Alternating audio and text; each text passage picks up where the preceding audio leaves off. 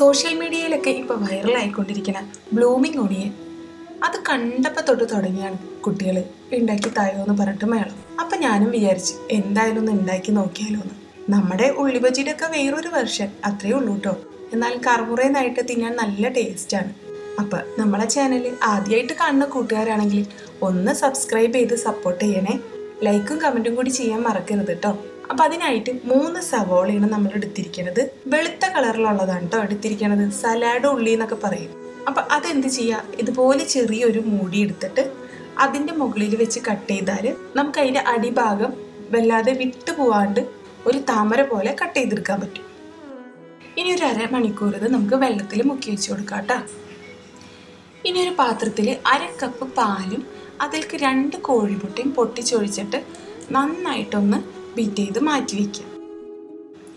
ഇനി വേറൊരു പാത്രം എടുത്തിട്ട് അതിലേക്ക് ഞാൻ 1 കപ്പ് മൈദയാണ് ചേർത്ത് കൊടുക്കുന്നത്. പിന്നെ 1.5 ടീസ്പൂൺ കാശ്മീരി ചില്ലി പൗഡറും 1.5 ടീസ്പൂൺ കുരുമുളക് പൊടിയും പാകത്തിന് ഉപ്പും 1 ടീസ്പൂൺ ഗാർലിക് പൗഡറും ചേർത്തിട്ട് അതൊന്ന് മിക്സ് ചെയ്ത് വെക്കാം കേട്ടോ. വെള്ളത്തിലിട്ട ഉള്ളി നമുക്കൊരു പാത്രത്തിൽ മാറ്റി വെച്ചതിന് ശേഷം അടുപ്പത്ത് ഒരു പാത്രത്തിൽ ഓയിൽ ചൂടാവാനായിട്ട് ഒഴിച്ചു കൊടുക്കുക. ചെറിയ പാത്രം എടുക്കുകയാണെങ്കിൽ നമുക്ക് ഒരുപാട് ഓയിൽ ഉപയോഗിക്കേണ്ടി വരില്ല. ഇനി ഉള്ളി എടുത്തിട്ട് നേരത്തെ മിക്സ് ചെയ്ത് വെച്ചിരിക്കുന്ന മൈദമാവിലേക്ക് മുക്കി കൊടുക്കാം കേട്ടോ. കോഴിമുട്ടയുടെ മിക്സിലേക്ക് ഒന്ന് മുക്കി കൊടുക്കാം. അതിനുശേഷം വീണ്ടും മാവിലേക്കൊന്ന് മുക്കി കൊടുക്കാം കേട്ടോ. ഇനി വളരെ സൂക്ഷിച്ച് നന്നായി ശ്രദ്ധിക്കണം, കയ്യിലേക്ക് എണ്ണ തെറിക്കാൻ പാടില്ല. പതുക്കെ നമുക്ക് ആ ഓയിലേക്ക് ഇട്ട് കൊടുക്കാം. നമ്മുടെ ഉള്ളി താമര നന്നായിട്ട് മുരിഞ്ഞ് വന്നിട്ടുണ്ട്. പതുക്കെ ഒന്ന് തിരിച്ചിട്ട് കൊടുക്കാം. എല്ലാ ഭാഗവും നന്നായിട്ട് ഫ്രൈ ആയിട്ട് വന്നിട്ടുണ്ട്. ഇപ്പം നമ്മളെ ഉള്ളിത്താമര ഇവിടെ റെഡി ആയിട്ടുണ്ട്. അപ്പം നല്ല കരകരാന്ന് ക്രിസ്പി ആയിട്ടുള്ള നമ്മുടെ ഉള്ളിത്താമര ഇവിടെ റെഡി ആയിട്ടുണ്ട്. ഇനി ഇത് മുക്കി കഴിക്കാനായിട്ട് ഞാനൊരു സോസും കൂടി ഉണ്ടാക്കുന്നുണ്ട്. അപ്പോൾ അതിൻ്റെ റെസിപ്പിയും കൂടെ ഒന്ന് കാണിക്കാം. അപ്പോൾ അതിനായിട്ട് പാനിലേക്ക് 1 ടേബിൾ സ്പൂൺ ബട്ടറാണ് ചേർത്ത് കൊടുത്തിരിക്കുന്നത്. അതൊന്ന് മെൽറ്റായതിന് ശേഷം 1 ടേബിൾ സ്പൂൺ തന്നെ മൈദയാണ് ചേർത്തിരിക്കുന്നത്.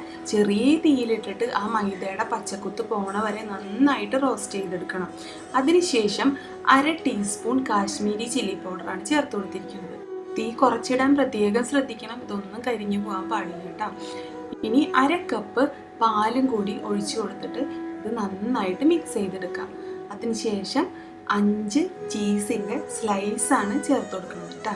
ഇതൊന്ന് നന്നായിട്ട് മിക്സ് ചെയ്ത് യോജിപ്പിച്ചെടുത്താൽ നമ്മളെ ഉള്ളിത്താമര കഴിക്കാനുള്ള സോസ് ഇവിടെ റെഡി ആയിട്ടുണ്ട്. നല്ല ടേസ്റ്റ് ഉണ്ടായിരുന്നു കഴിക്കാൻ. 4 മണി ചായക്കൊക്കെ പ്രത്യേകിച്ച് കുട്ടികൾക്ക് ഒരു വെറൈറ്റിയുമാണ്, നല്ല ടേസ്റ്റുമാണ്. നല്ല ക്രിസ്പി ആയിട്ട് ആ ഉള്ളിയിൽ നിന്നുള്ള രുചിയും ഒക്കെ ആയിട്ട് നല്ല അടിപൊളിയായിരുന്നു. അപ്പോൾ എല്ലാവരും ഉണ്ടാക്കി നോക്കുക. ഇഷ്ടമായിട്ടുണ്ടെങ്കിൽ വീഡിയോ ഒന്ന് ഷെയർ ചെയ്ത് കൊടുക്കാൻ മറക്കരുത്. അപ്പോൾ നമുക്ക് അടുത്ത വീഡിയോയിൽ കാണാം കേട്ടോ.